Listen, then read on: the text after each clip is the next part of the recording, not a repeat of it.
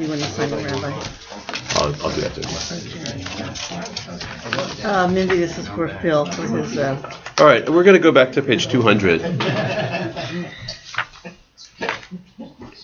thought it would be useful before we start today to go through some of the ways that the Israelites were taxed, the different terms for those taxes, because it becomes important. The Talmud assumes we know all that, so I'll just fill you in a little bit. So we talked about Maser already. Maser is a tithe, but there's Truma. So Truma is just the word actually means contributions. There's a Torah reading called Truma, right, and it describes different contributions you could make, and so the rules about Truma are a little complicated in the sense that everybody has to give Truma, but it's not clear how much you have to give. So it seems to be a voluntary amount. Come from the heart. But it has to be something. So, but that's in addition to tithe. So a tithe is a set amount. Then there's Truma. Okay. But then there's more. There is something called, there's Maser tithe. There's something called Maser Sheni, which we're actually going to get to today. Maser Sheni means the second tithe. So the first tithe is that you tithe, you take the tenth. The second tithe is after you've done that on certain years of the calendar. And remember, the years of the calendar are in, there's a, just like the week in Shabbat, the years of the calendar have a certain cycle to it, a 7-year cycle, because the sabbatical year, and I'm not even counting the sabbatical year, but for a second we can talk about it. Sabbatical year also is your giving, your produce. Since you're not allowed to work your field, and you open your field to whoever wants to come in and eat, that's another way you're giving it away. That's pretty significant. It's every 7th year. So during that 7-year cycle, there are 2 years where you do something called Maser Sheni, second tithe. So second tithe is after you've tithed, you tithe again. It's another 10%.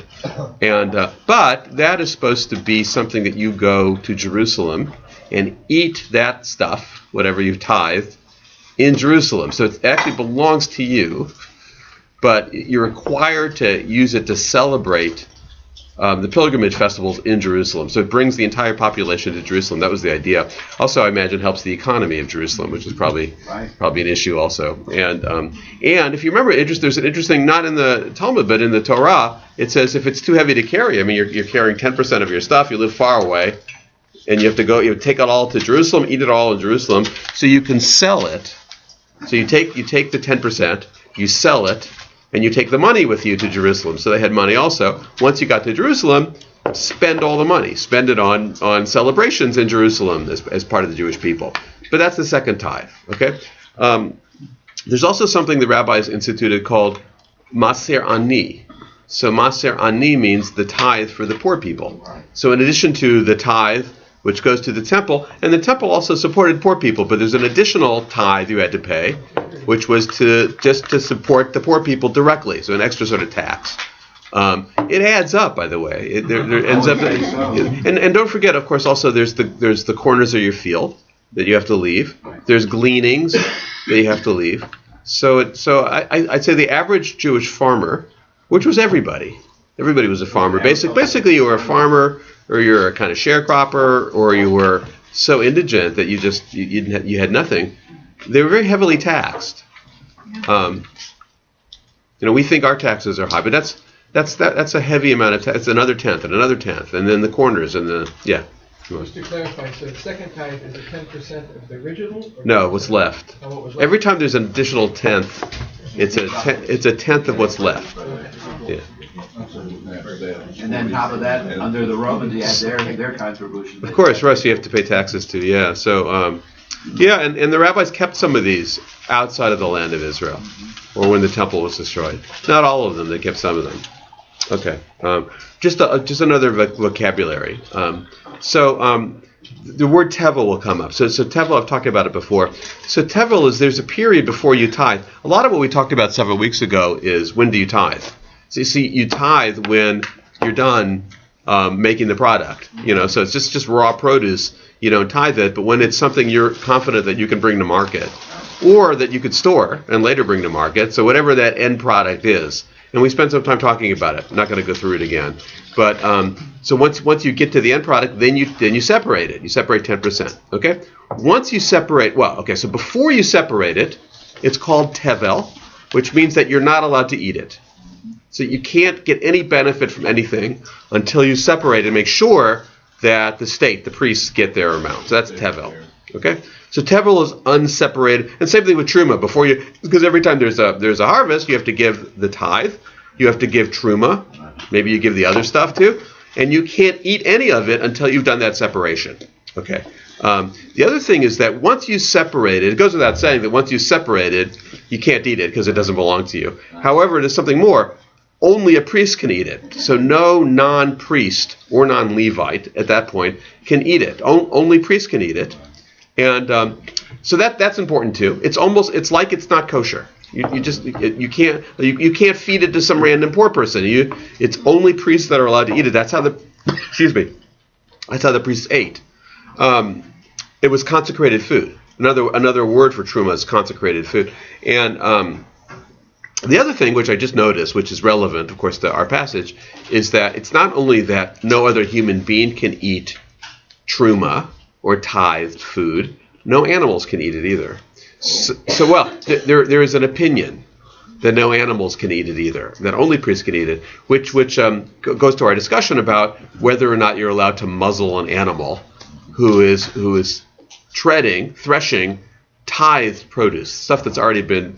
And so you might think that not only would you be allowed not to muzzle the animal, but you'd be required to muzzle the animal because the animal is not supposed to be eating that at all. Now there might be an exception though, because of just humanitarian reasons we talked about last week, that the animal is going to be so tempted by the produce in front of him that to deny it, even though technically the animal's not allowed, to deny it would be inhumane. So that's kind of the debate. But the debate has some extra force in the sense that only human priests, there are no animal priests, so only humans and priests are allowed to eat that sacred produce, and not animals. Yeah. So then the discussion of this, you could argue that tithing should be at 12th because the Levites were 12th tribe. Oh, yeah. So was there ever a discussion why tithing is a 10th? There is not, as far as I know. There's no discussion of that. 10th seemed logical, but I've never seen it connected to how many priests there were and how many Levites there were, and that is interesting. I mean, what I would respond without knowing anything about it, but that doesn't usually stop me. It doesn't stop a lot of people. But what I would respond is that they were probably not a 12th of the population. They were, even though they were one of 12 tribes, right? They were a larger tribe than normal, so they were probably about a 10th of the population. So that seemed to make sense. How do they reconcile the idea that there would be grain, that an animal would be threshing grain that was part of a tithe, with it being ready to essentially be consumed? Now that is the question. Oh. That is a very good question. We're going to get to that. Okay. Yes, it's going to take us a while to get to that, but it should be. It doesn't make sense. It should be the very first question you ask. Why are they threshing tithe produce in the first place? That's right. Because and so I guess I'll just say I have an answer to it, but let's just wait. It's a good question. Yes, because you're not supposed to. You tithe when you're done. Part of threshing is getting done, and so why would you be doing that? Right? Okay. Now that question only works for tithing, by the way. It doesn't work for truma. For truma, it can be raw produce. You just take it and you throw it in a barrel and you say that's for the priest. That's my truma. But tithing is supposed to be after it's all done. So, okay. Page 200 at the very bottom. So we'll start this. We did a lot of this last time, so we're going to go fairly quickly through it. Tana Rabbanan, the Rabbi said, Parot hamaraksot bitvuah vehadashot bitruma umaaser. Okay, so this is exactly our question. So animals are threshing. It's threshing either truma or maaser or tithes. Eino over mishum bal tafsom. The owner doesn't violate a commandment. The commandment is do not muzzle. If the owner puts a muzzle on the animal, he doesn't violate that. Okay? Just telling us straight out. Now, I've already told us a little bit about why that might be. One is that you might be the opinion animal's not allowed to eat it in the first place, so you should be able to muzzle. Another would be that once it's tithed, it doesn't belong to you. So while you are certainly required to feed your animal, your produce, once you are threshing, once you're working with stuff that doesn't belong to you, maybe you're not allowed to be that generous. Also, if the animal eats it, and it's not going to be so much, but if the animal eats it while he's threshing it, it's going to come to less than a tenth. That's right. So you're going to be giving less than 10%. So there's all sorts of good reasons why you might be allowed to muzzle the animal. Yeah. Normally, of course, you are not allowed to muzzle an animal at any time when the animal is working in produce. You must allow the animal to eat whatever the animal wants to eat. Remember, for an animal, there's no one at a time or two at a time, because animals aren't going to make that distinction. So you, as an owner, just have to understand the animal can eat what the animal wants, and that's it. Okay. Now, but it goes on. So therefore, you are allowed to muzzle an animal that's threshing in tithe or truma, aval, mipnei marit ayin. However, because it won't look good, but look good meaning an unsuspecting Jew's going to walk by, ignorant, and think, hey, Yaakov over there is muzzling his animal. I must be allowed to muzzle my animal too, unaware that the muzzle is because of tithe stuff and not his normal produce. And therefore you create this impression that it's allowed, and that messes up the whole system of oral law. And remember, not everybody's reading, not everybody knows the law, and they might rely on just what they see. Right. So much of Jewish law was just reliant on what we saw. Even just like 200, 300 years ago, people weren't reading books so much. They would look and see what the rabbis did, what the parents did. You did what your parents did. We still do that to some extent. Yeah, right. So it's actually very important to understand about Judaism. It's actually not. It's not so much in terms of Jewish law. It's become kind of a literary tradition where you open a book and decide here's the law. But for like 2,000 years, it wasn't really a literary tradition at all. It was a tradition where you just looked and see what other people did, what your parents did. It's a whole other sermon. Aval bimnei marit ayin, okay, because of how it would look. Mevi bul meoto amin. So you put a feed bag. You put a feed bag around the neck of the animal. You put in whatever the crop is that the animal is threshing. V'tolela betraxlin shebapiyu. And so you put it around the animal, make it available, accessible to the animal's mouth. That way the animal is not eating the priest's stuff, but the animal is also not being tortured, because the animal can eat the very same stuff, but it belongs to you, and you're putting it the feed bag. And it's an interesting idea. And there's a lovely picture there of an animal eating from the feed bag. Rabbi Shimon ben Yochai, Shimon ben Yochai says, mevi karshini. So you bring vetches, which I mentioned last week. I don't know what that is, but it's a kind of product. Anybody know what that is? Anybody here? It's like a green. Greens? Okay. It's like sort of like alfalfa is here. Okay. So Rabbi Shimon is of the opinion that it's the greatest delicacy for animals. Animals will want that more than anything else. So you bring that, and you put that in the feed bag. V'tolela shakarshinim yafot la minakol. Because the vetches, it's better than anything. Animal's going to want that more than anything. So the animal's far from being disappointed. The animal, in fact, is going to be very satisfied that he gets his favorite food while he's threshing, and he's not going to eat these. So it's a very ingenious sort of solution. You don't have to muzzle, so you don't muzzle. I'm sorry. You get it wrong. You are allowed to muzzle, but nevertheless you don't muzzle. But in order to save the crop, you give the animal something else. Everybody wins, except, of course, for the landowner, who is to provide yet more food. I've already talked about how taxed the landowner is already. But what you don't find, really, you don't find anywhere, is complaints about it. Like it's too much. We're being taxed too much. Maybe they left those out of the Talmud. Yeah, I was going to say. There is a famous complaint in the Torah about Solomon's son. So after Solomon died, so you know this story. After Solomon died, then the people went to his son and said, Solomon taxed us too much. Yeah. And we're ready for you to be our king. We'd like you to be our king, but you have to lower taxes. And the son says, not only am I not going to lower taxes, I'm going to raise your taxes. So he wasn't a very smart politician.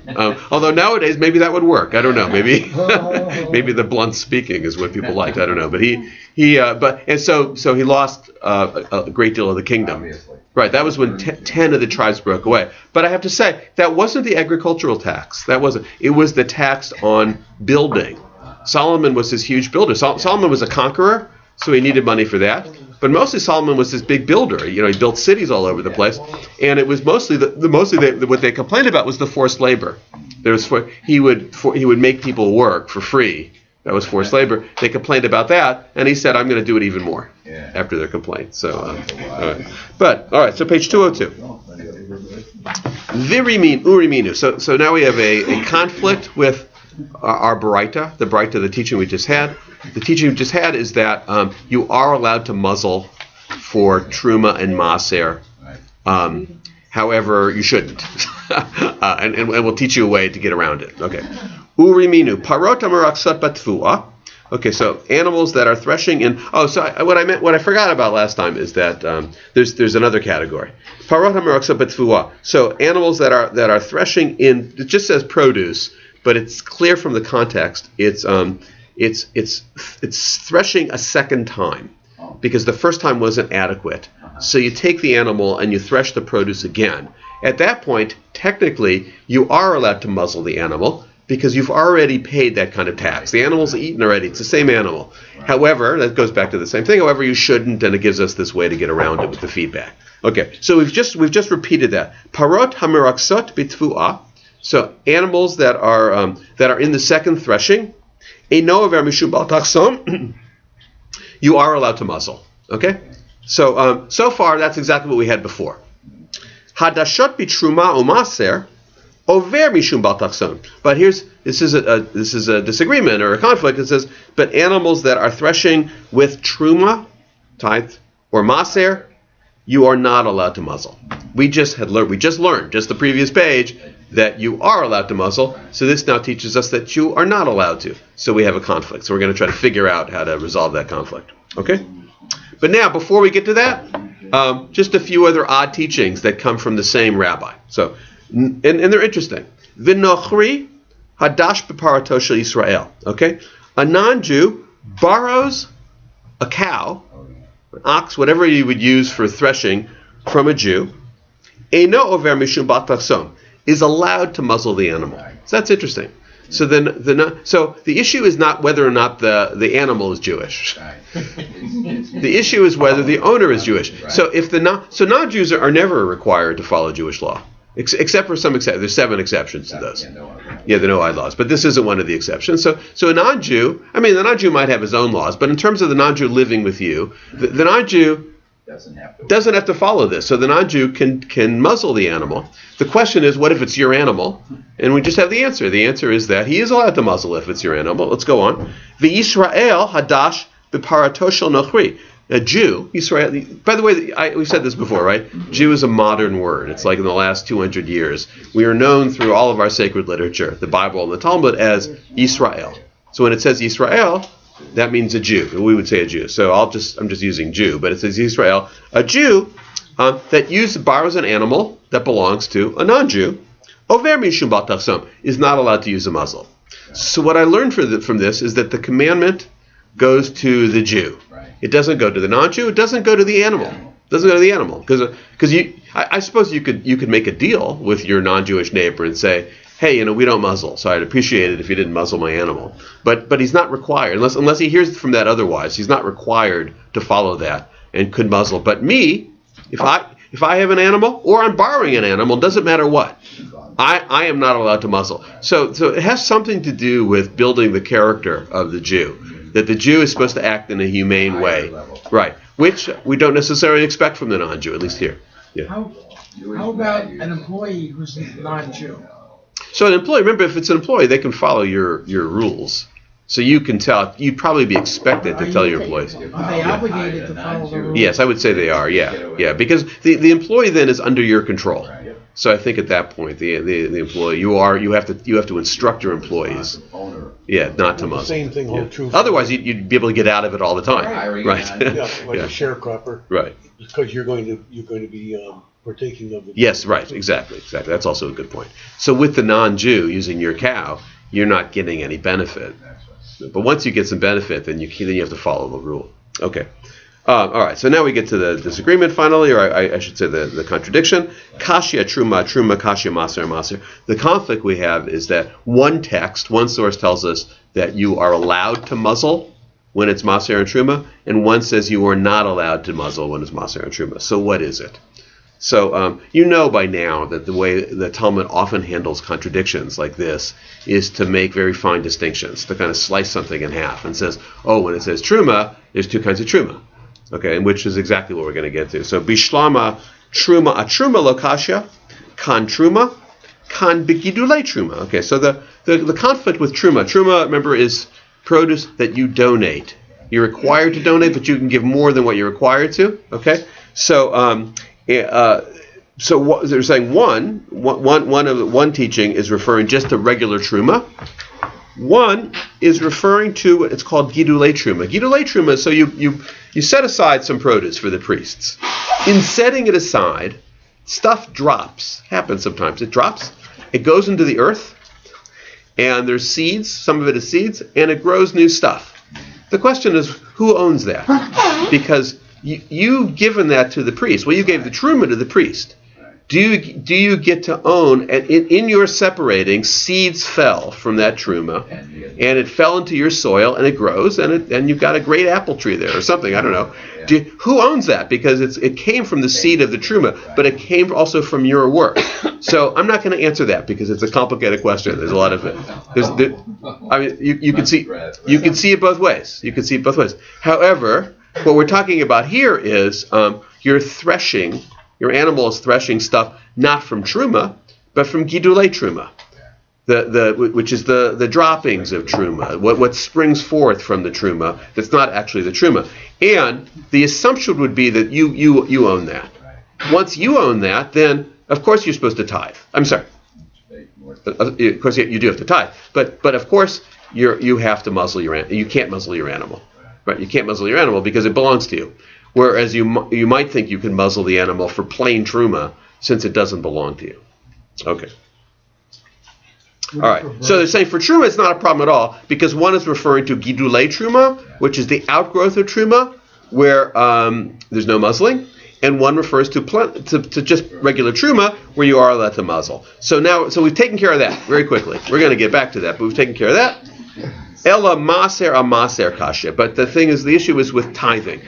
Right. So remember, tithing and truma are different. Okay, page 203. Now, of course, you might immediately say, well, there could be the same phenomena with tithing. When you're tithing and separating your tithe, seeds could fall, it could grow. However, we've covered that in some previous teachings. V'chitema, you might say, maser a maser nama lokasha. You might say there's no contradiction here with tithing. Kan b'maser, so one is referring to tithing. Kan begidule maser, one is referring to the outgrowth of tithing. Bishloma gidule truma. Ella, Ella gidule maser chulin ninu. Okay, we've already learned. There's already been a teaching that the outgrowth of I'm sorry, did I fix it? We've already. All right, yeah. So, we've already learned. This is the teaching. Gidule truma. The outgrowthing of truma is still truma. We've already learned that. Ella gidule maser chulin ninu. But we've learned that the outgrowthing of tithe, chulin means that it doesn't belong to the priests, meaning it belongs to you. Okay. So you can't separate maser into gidule maser, since we've already established that the gidule maser belongs to you. Ditnan, and here's the Mishnah: gidule tevel, the gidule maser sheni chulin. We already learned that stuff that grows from any kind, the tevel. So the tevel is again produce before you separate it. Before you separate it, stuff could fall. Remember, before you separate it, you can't use it, you can't eat it. But seeds could fall, it could grow later. Well, it came from tevel, something that I'm really not supposed to eat, but this isn't really tevel, it just grew from tevel. Right. So now they're answering that, no, you're allowed to eat that. And also, from the tithing, you're allowed to eat that. So there's no distinction between maser and gidule maser. So turn the page. Ella lo kasha. So rather, it's not here's how I resolve the conflict. Ha b'maser rishon. Ha b'maser sheni. Okay, so one is referring to the first tithe, one is referring to the second tithe. I've already explained what the second tithe is, right? Do we remember that? If you need refreshing on that, because it happened 10 minutes ago and I explained it, and I have a hard time with 2 minutes ago. Since I wasn't. Well, It's right there on the marginal notes. This deals with second tithe. So I'll just review. A second tithe is on certain years of the cycle. You have to tithe again. Take what you've tithed again, go to Jerusalem and eat it in a festive meal with the entire Jewish people. Or if it's too much for you to carry, you sell it locally and you take the money, and in Jerusalem you buy food and you have that celebration. That's the second tithe. Okay? So you the Torah. It's in the Bible. In fact, it's in Deuteronomy chapter 14, 22 to 26. That's the origin. If you're asking the purpose, there's all sorts of purposes for it. It gets all the Jews together to celebrate. It improves the economy of Jerusalem, which is probably not insignificant to the people that lived in Jerusalem. It establishes Jerusalem as the capital and the most important city. It gets Jews to the temple. We want them to go to the temple because that's the most spiritual place. Yeah. Yeah, but that's the pilgrimage festivals. But you're saying only in certain years. Only in certain years. So yeah. which are the certain years? Oh, well, it says. Going to the pilgrimage festivals to Jerusalem is every year. Yeah, but this is required. This is where you're required, and you're required to tithe for it. This is you're required. So yes, you're invited to go any time to the pilgrimage. You're required to go. These the second and sixth. Remember that the Torah doesn't say it here. You may not be able to make the trip. I mean, remember it expands, and there's Jews living all over the place. So at that point, then you send the money. So then it becomes a contribution. You send the money, and you buy stuff there. The larger question, well, the minor question we're dealing with here is who owns the second tithe? Because if you're going to say the second tithe really doesn't belong to you. It's the priests. The priests are telling you what to do with it, and the priests are saying, you get to eat it. We're happy you get to eat it. But if it doesn't belong to you, then you might think that you can muzzle the animal. Sure. Because it's just like other kind of tithing, where it doesn't belong to you, it belongs to the priest. But if you would say that second tithe actually does belong to you, because after all, you get to eat it. You get all the benefit. At that point, then, while you're threshing that second tithe, then if it belongs to you, under no circumstances should you be allowed to muzzle the animal. Right. Okay, so that's how they can make that distinction. They'll say for a second tithe, then you cannot muzzle the animal. For first tithe, it's understandable that you might be able, that you should be able to muzzle the animal. Right. Of course, it goes back to what we originally said. Nevertheless, you don't, and you put the feedback in. But that requirement wouldn't hold for second tithe. Second tithe, let the animal eat whatever it wants, because in fact that produce belongs to you. Yeah. You could look at this concept of second tithe and going to Jerusalem as the model for the Hajj. Yeah, for sure it's the model of the Hajj. Yeah. Well, I would say the pilgrimage festivals in general are the model for the Hajj. Sure. Is this like the first of the pilgrimage festivals? Or? Yeah, they're called pilgrimage festivals. That's what they're called. Regalim. The Torah. Yeah. Could you say that was the first? No. Well, it's certainly. I don't know if it's the first. I don't know what other ancient religions did. It comes before Islam. First recorded. No, it's I don't even know. There's Is always it? been pilgrimage Oh, okay. festivals There you go. in India, in the Middle East, in Babylon. Yeah. Humans have always gone to a holy, sacred place. The Hebrew word for the pilgrimage festivals are the regalim. Shosha regalim. Regalim is from regel. Regel is to walk, is your feet, your legs, you walk. You're making pilgrimage. That's how you got around in those days. Yeah.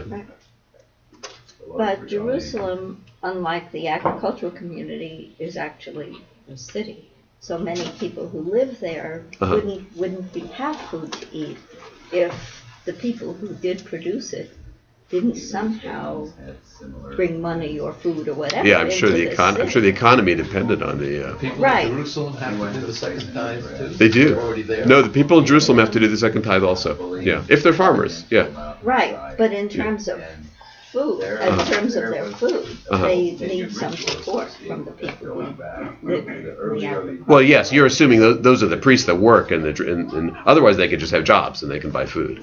But priests don't have jobs. I mean, their job is to take care of the people, right? So they don't have a way of earning food. So that's how they get their food. That's why humans aren't. Non-priests, humans are not allowed to eat that food. The food, it's food. It literally is food. It's sustenance. Yes. All right, we're going to stop here.